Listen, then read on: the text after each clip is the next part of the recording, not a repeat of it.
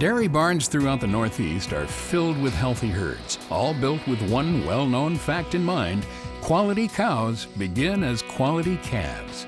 But how to best raise these young stock is a different question entirely. That's why farmers are constantly trying out new ideas in calf management. We decided to build a new facility, try to get some bigger and healthier calves. We put a big emphasis on efficiency. Our philosophy is to keep everything simple. One difficult choice for dairymen these days is between individual or group calf housing. The Sheland family operates Sheilan Farms in Adams, New York. They plowed through rows of challenges, planning and perfecting their new group housing barn. Our old facility was a converted tie stall barn. It was about 70 stalls, and we made each stall an individual pen. And it was very labor intensive. All the pens had to be cleaned into a gutter cleaner by hand. In addition, it was 3 miles away from here on the other side of town.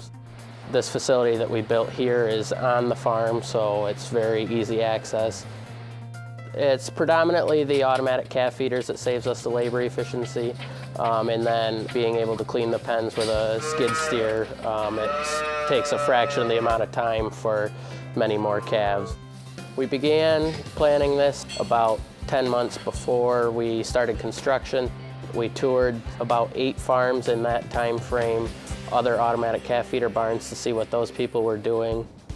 The Sheland settled on this 160 by 60 foot barn that includes 4 large group pens serviced by 2 DeLaval automatic feeders. Calves rotate through the pens in about 50 days, then head off to the weaned calf barn. One of the most unique aspects of this barn is the fully automated 5-stage ventilation system. So there's a negative pressure system in the middle of the barn along the floor that takes air out of the barn. And then on the outsides of the barn, there's air plenums that bring positive pressure air into the barn.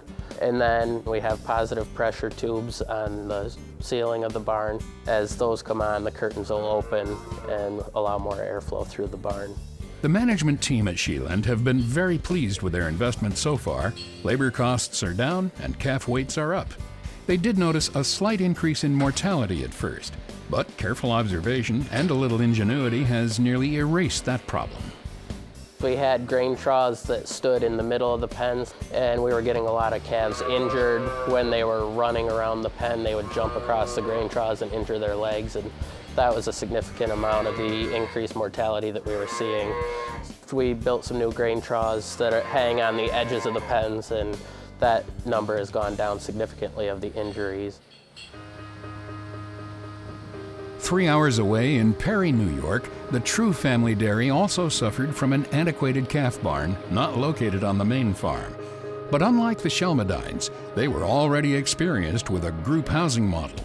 Our old facility was a retrofitted freestall barn, and we fed the acidified whole milk, 6 nipples per pen. Air quality was very poor, lighting was not good, bad drainage. Our new barn is an automatic feeder system, 6 pens with 20 calves in each pen. Our barn is 52 by 210, and it has the slatted finger grate design in the floor for the drainage. Very easy to clean. We clean every day, and the units are washed every day. It's just a different type of labor. We're not washing buckets like we were before. We're just washing the machines. My goal going into this was reduce labor, come out with a better calf, and a way of keeping track of the calves easier. So the system has done that. It's easy to move calves in, weigh the calves coming in, weigh the calves coming out, so we can track data on our performance, so we can see what they eat. It's easy for us to track costs into this system. This facility was a huge undertaking for True Farms, but it's paid off.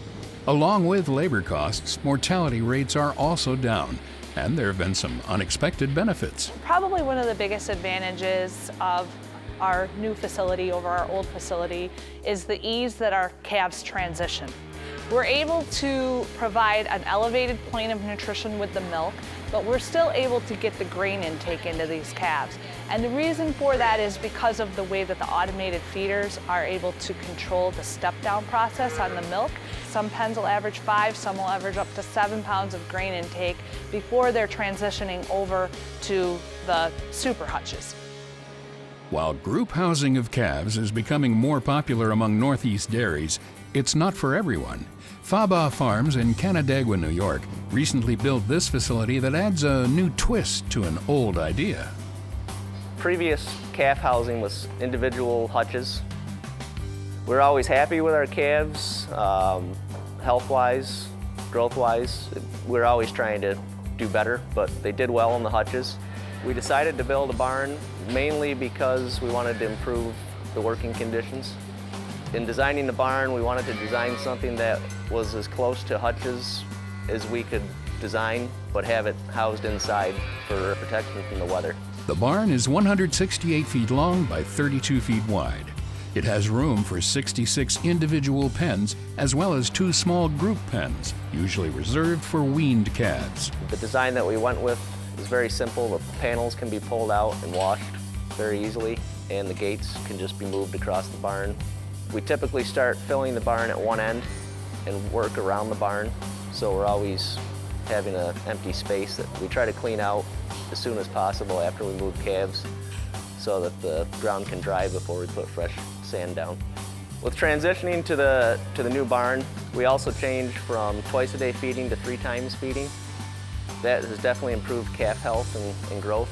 We did not cut back on total labor hours at all in the new facility.